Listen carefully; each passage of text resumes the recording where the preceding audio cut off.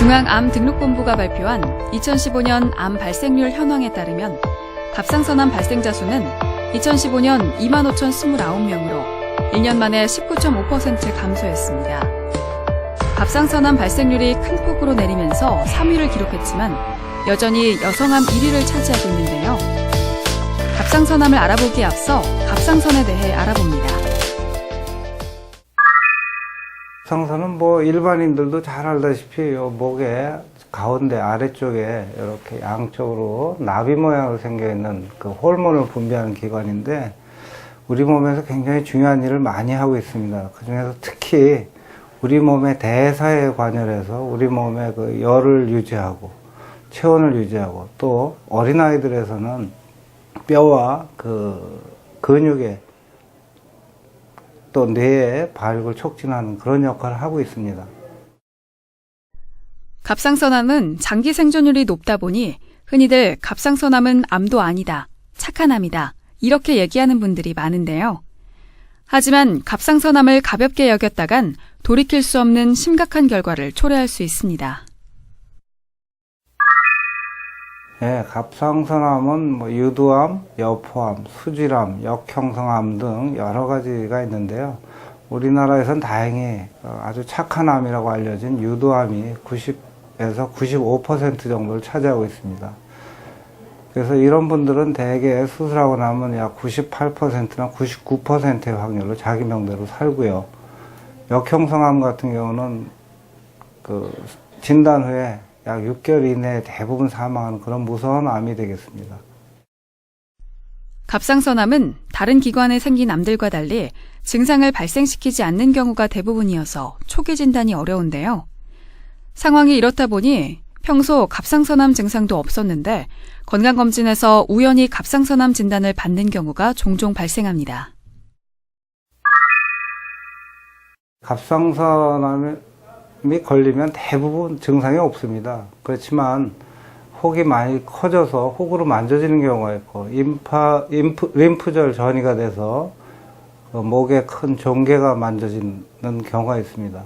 그리고 작더라도 신경을 침범해서 목소리가 변하는 그런 증상들이 나타날 수가 있습니다. 갑상선암 진단을 위해선 먼저 갑상선 초음파 검사를 통하여 갑상선암의 크기 및 위치 등을 확인하는데요. 이후 세포 흡인 검사를 통해 수술 전에 갑상선암을 의심할 수 있습니다. 이 밖에도 컴퓨터 단층 촬영은 갑상선암이 주위 조직으로 퍼진 정도와 림프절 전이 여부를 파악하는 데 도움을 주는데요. 여기에 혈액 검사를 통해 수술 전 갑상선 기능 항진 혹은 저하를 평가할 수 있으며 검사 결과 칼시토닌이 증가한 경우라면 갑상선 수질암을 의심할 수 있습니다. 갑상선암은 일단 가장 중요한 치료는 수술이 되겠고요. 그 수술의 보조요법으로 이제 암이 크다든지 림프절 전이가 있다든지 이런 경우에는 그 수술 후에 방사성 요오드 치료, 즉 동위원소 치료를 하게 됩니다. 갑상선의 수술은 종류와 크기에 따라서 달라지는데 대부분 이제 유두상 암이잖아요. 그런 경우에 작은 경우에는 보통 옆절제술 한쪽만 제거를 하게 되고 암이 크거나 또는 여러 개일 때는 양쪽의 옆을 다 제거하는 전적제술을 하게 됩니다. 그리고 이제 림프절이 전이가 많기 때문에 주변 조직에 침범이 있다든지 이런 경우에는 갑상선 주변에 중앙 림프절 절제술을 같이 하기도 합니다. 그리고 일반적으로 1cm 이하의 아주 작은 경우에는 환자에게 리스크 팩터, 위험 요소가 많지 않은 경우에는 일부의 경우에 환자와 상의해서 정기적인 관찰로 수술을 대신하는 경우도 있습니다. 몇 해 전 갑상선암 수술에 대해 의문이 제기되면서 의료계에서는 갑상선암 가이드라인을 새로 마련했는데요. 갑상선에 종양이 발견되더라도 2cm가 넘지 않으면 수술이 필요치 않지만 2cm를 넘지 않더라도 1cm 이상이면서 종양의 모양이 위아래로 길쭉한 경우, 경계가 매끄럽지 않고 울퉁불퉁한 경우, 결절이 어둡게 관찰되는 경우, 석회화가 진행된 경우 수술 대상이 될 수 있습니다. 환자들이 많이 물어보는 질문인데요. 갑상선암 수술은 그 목의 아래쪽에 한 4cm나 5cm 정도의 절개를 가하고 그리고 근육을 잘 박리한 후에 갑상선을 찾고 그리고 갑상선을 잘 제거를 하는 그런 수술이 되겠습니다. 근데 이때 제일 중요한 거는 후 들어가는 신경을 잘 살려서 목소리가 좋게 유지하는 거, 또 하나는 부갑상선을 잘 보존해서 환자가 수술 후에 손발이 저린 또 칼슘이 부족한 이런 증상이 없게 하는 게 중요하겠습니다. 그리고 이런 일반적인 수술 방법 외에 우리나라에서는 내시경이나 로봇을 이용한 수술도 많이 시행하고 있고요. 특히 젊은 여자에서 목의 흉터를 가리기 위해서 이런 수술을 하는데 가장 중요한 수술은 목의 절개를 통해서 하는 보편적인 갑상선 절제술이 되겠습니다. 갑상선암의 생존율이 높아 전이를 가볍게 생각할 수 있는데요. 전이는 어떤 결과를 가져올지 예측할 수 없어 조심해야 합니다. 갑상선암은 치료 후 재발의 우려가 높아 나도 모르는 사이에 전이가 폐와 미분화암으로 변형이 될 수 있어 재발의 관리에 있어 신중해야 합니다.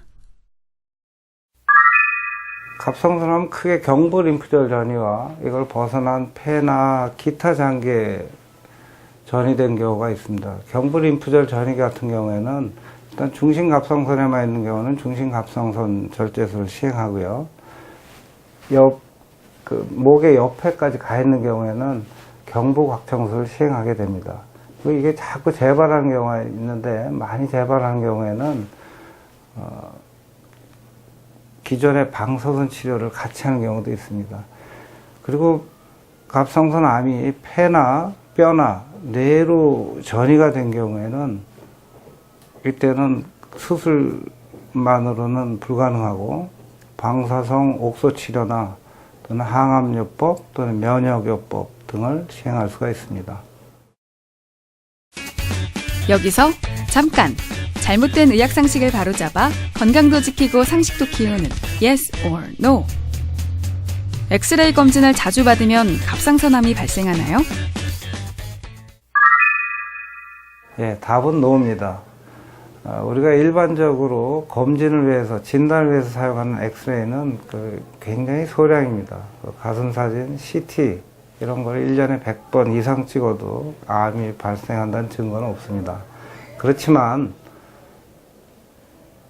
방사선이 인체에는 굉장히 큰 영향을 미치기 때문에 우리가 방사선 치료, 그러니까 암 치료를 위해서 고용량의 방사선 치료를 받는다든지 원자폭탄이 터진다든지 체르노빌이나 후쿠시마처럼 원자력 발전소가 붕괴되면서 고용량의 방사선에 노출된 경우에는 갑상선암이 증가한다고 되어 있습니다. 잘못된 의학상식 깨치기 Yes or No. 두 번째. 갑상선 예방을 위해 미역이나 다시마 등 요오드가 많이 함유된 음식은 제한해야 한다는데 사실인가요? 네, 답은 No입니다. 전 세계에서 가장 흔한 갑상선 질환은 요오드가 부족한 중앙아시아 지역에서 갑상선 비대증이 나타나는 경우고요. 요오드를 많이 먹으면 우리 몸에서는 자연히 배설을 하는 능력이 있습니다. 그래서 정상적인 사람에서는 요오드를 많이 먹어도 큰 문제는 없지만 그렇다고 일부러 많이 먹을 필요는 없습니다. 그래서 항상 식사하실 때 그냥 골고루 드시면 좋고요. 모든 음식을. 그리고 최근에 요오드가 좋다고 해조류를 많이 섭취하시는 분, 또 해조류를 만든 건강 보조식품을 많이 섭취하는 경우에 갑상선 기능에 이상이 생길 수 있기 때문에 이것은 피하는 게 좋겠습니다. 아무리 천천히 자라고 예후가 좋다고 해도 갑상선암 역시 암이라는 사실을 잊어서는 안 됩니다. 무엇보다 방심은 금물이며 환자에게는 적극적인 치료 자세가 요구되는데요. 균형 잡힌 식단으로 골고루 섭취해 좋은 영양 상태를 유지하고 긍정적인 마음으로 적절한 운동을 꾸준히 해 갑상선암을 예방해야겠습니다. 우리나라에서 갑상선암, 특히 유두상암에 걸린 환자분들은 별로 걱정할 필요가 없는 것 같습니다. 우리나라의 외과 의사, 이비인후과 의사가 전 세계에서 수술을 가장 잘한다고 생각이 되고 특히 미국이나 일본보다도 합병증이나 후유증이 훨씬 적은 상태입니다. 그리고 우리 전문의들은 항상 환자의 상태와 병기를 정확하게 파악해서 환자에게 적절한 치료 방법을 제공하고 환자의 요구를 최대로 반영하는 환자 맞춤형 치료를 제시하고 있습니다. 따라서 일단 갑상선 진단을 받으면 먼저 전문의를 찾아가서 상담하고 가장 좋은 치료 방법을 찾기를 부탁드리겠습니다.